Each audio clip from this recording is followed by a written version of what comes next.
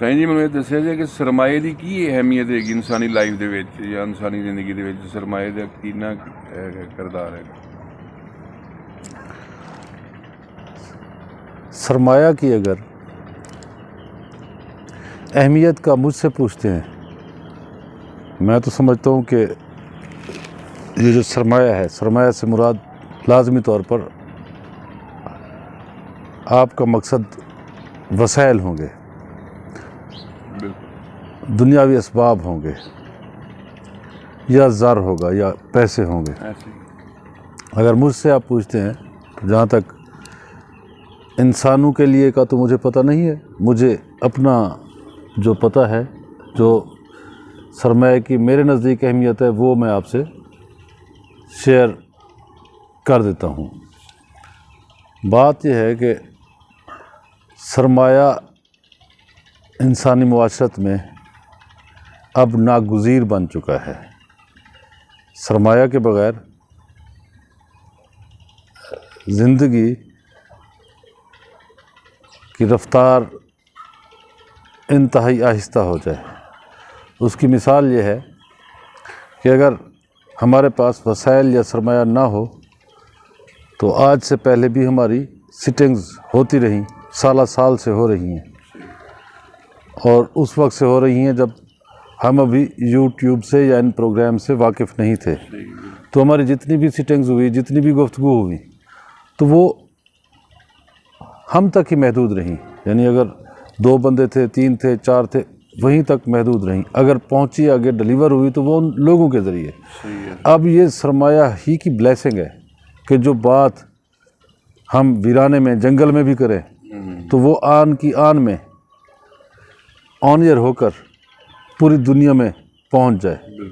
उसे खा कोई सुने या ना सुने, लेकिन ऑन द रिकॉर्ड वो बात आपकी आ जाती है। सरमाया ना हो तो हो सकता है कि हमारी गुफ्तगू रिकॉर्ड ही ना हो। ये गुफ्तगू रिकॉर्ड हो के ये यूट्यूब पे ही डाउनलोड ना हो सके, चूँकि इसके लिए भी जितनी भी ज़रूरत है, बारकैफ इसके लिए वसाइल का होना ज़रूरी है। ये जो सवाल अमूमी तौर पे पूछा जाता है, बात यह है कि आप सरमाया को देखें, ये आपके अपने देखने का अंदाज़ है। आप अच्छी चीज़ को भी गैर मुनासिब अंदाज में देख के आप उसे उसके मकाम से हटा देते हैं। यानी आप उसके साथ जस्टिस नहीं करते, आप उसके साथ अदल नहीं करते।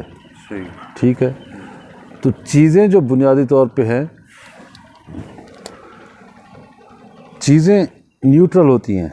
जो भी चीज़ें हैं वो न्यूट्रल हैं, यानी चीज़ों में बज़ात ख़ुद ना नफ़ा है ना नुकसान है। ये हमारा अंदाज़ है, ये हमारा तनाज़ुर है, या हमारा देखने का तरीक़ेकार है जो चीज़ों को अच्छा या बुरा बना देता है। ठीक है जी, वो वही वसाइल हैं।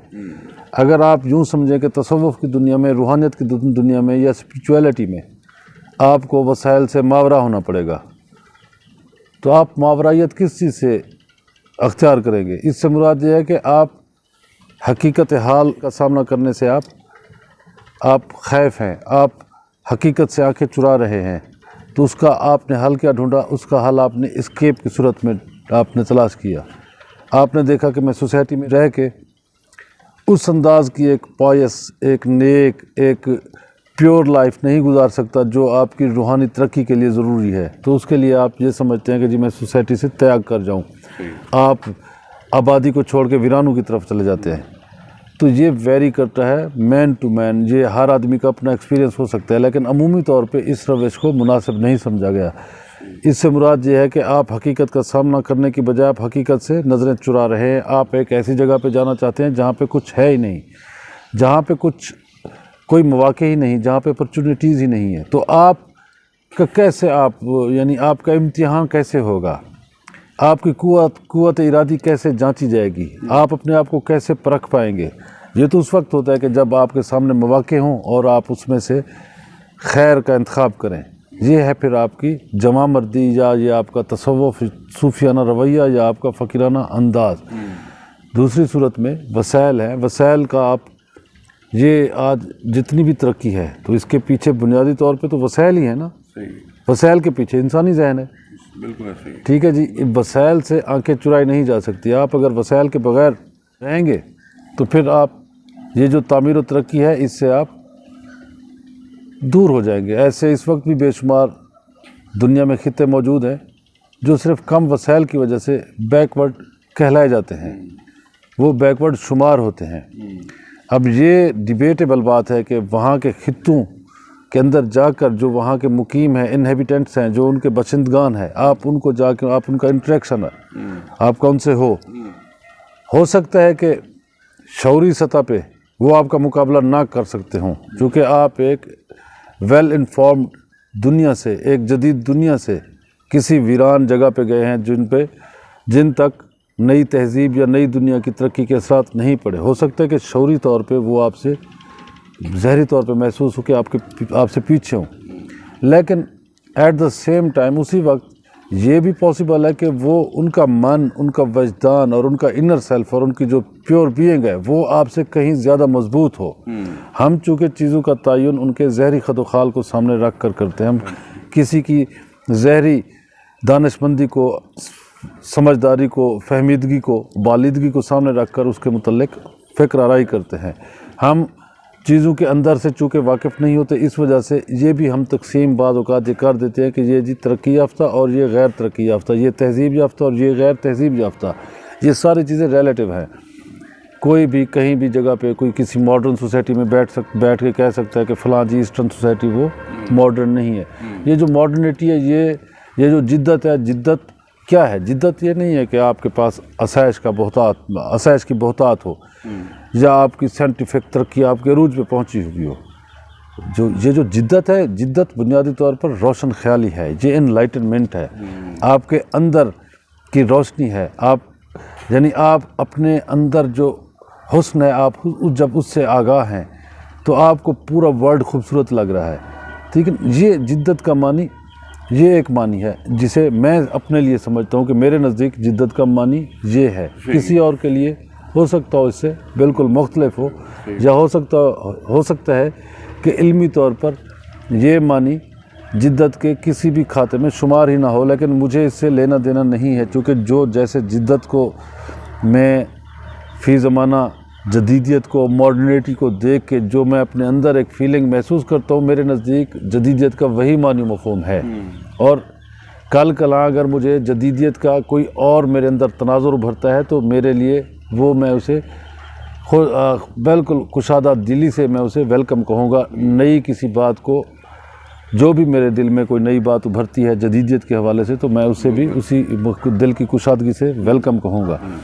تو اب یہ بالکل آپ یوں سمجھیں کہ یہ چیزوں کو نا باؤنڈیڈ کرنے والی بات ہے، کیپسولیٹڈ کرنے والی بات ہے۔ جب چیز کو کسی خاص تنگ تناظر میں دیکھیں، جب محدود تناظر میں دیکھیں، اتنا سا مختصر سا کینوس اگر آپ نے رکھا ہوا ہے تو اس میں آپ نے یہی آپ کے پاس جو دستیاب کینوس ہے، ٹھیک ہے نا، آپ نے جو کچھ بھی بنانا ہے اسی کینوس پہ بنانا ہے، جتنا مختصر، جتنا آپ کا ویژن براڈ ہوتا جائے گا، جتنا اسپیکٹرم براڈ ہوتا جائے گا، چیزیں اتنی آپ کو فطری لگیں گی، آپ اتنے زیادہ فطری ہوتے چلے جائیں گے۔ تو وہاں پہ یہ وسائل کی بہتات یا وسائل کا ہونا یا نہ ہونا وہ آپ پہ اثر انداز نہیں ہوگا، بلکہ آپ یوں سمجھیں گے کہ یہ وسائل جو بھی ہیں، ایک بات اس میں جو خوبصورت بات ہے میرے تئیں وہ یہ ہے کہ یہ سرمایہ، یہ وسائل، یہ دھن دولت، یہ جتنا بھی معاشی ترقی کے یا معاشی یا معاشرتی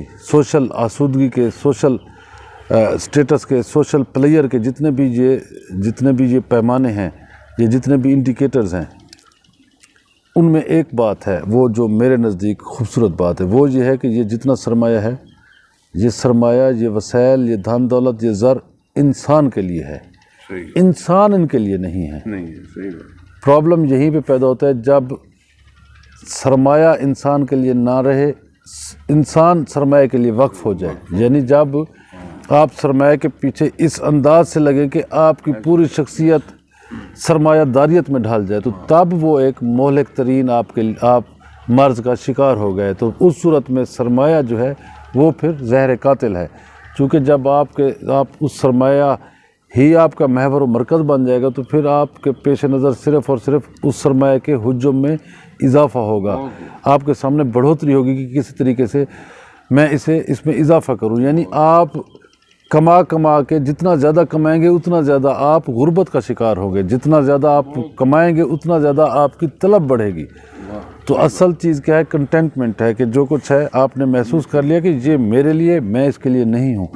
سوسائٹی میں فی زمانہ اس وجہ سے دھن دولت کو ذرا، یعنی ہر ایک آدمی اس کا ضرورت مند ہے، احتیاج ہے ہر انسان کو وسائل کی، لیکن اس کے باوجود بھی کہیں پہ اگر کوئی فقیرانہ، کوئی صوفیانہ، کوئی عالمانہ، ٹھیک، کوئی مذہبی، معاشرتی کسی بھی قسم کی کوئی گفتگو ہو تو پھر وسائل کے خلاف آپ کو بولنے والے زیادہ ملیں گے، حالانکہ وسائل ہی کو استعمال کر کے وہ لوگ بیٹھے ہوں گے اور انہی وسائل کے خلاف وہ بات کر رہے ہوں گے، لیکن وہ ان کی گفتگو صرف گفتگو ہوگی، وہ صرف ایک تھیوریٹیکل بحث ہوگی، عملی طور پہ ایسا نہیں ہوگا۔ پریکٹیکلی وہ اپنے آپ کو، اس سے مقصد یہ ہے کہ اپنی ضروریات کو ایسا نہیں کر سکتے کہ وہ یعنی اپنے آپ کو اس انداز سے وہ اپنی زندگی گزاریں کہ جس میں وسائل کا تعلق نہ ہو، وسائل کا ناگزیر ہیں۔ لیکن وسائل، جو چیز جس جگہ کے لیے ہے، آپ کا کام، میرا کام یہ ہے کہ اسی جگہ پہ دیکھنا، یہ ایک کامن سینس کا بھی تقاضا ہے، اور جسٹس فل جو ایک آپ کی اپروچ ہے اس کا بھی یہی تقاضا ہے کہ اگر سرمایہ کا جتنا مقام ہے اسے اسی تناظر میں دیکھا جائے، کیا کہ سرمایہ انسان کے لیے ہے، انسان سرمایہ کے لیے نہیں ہے۔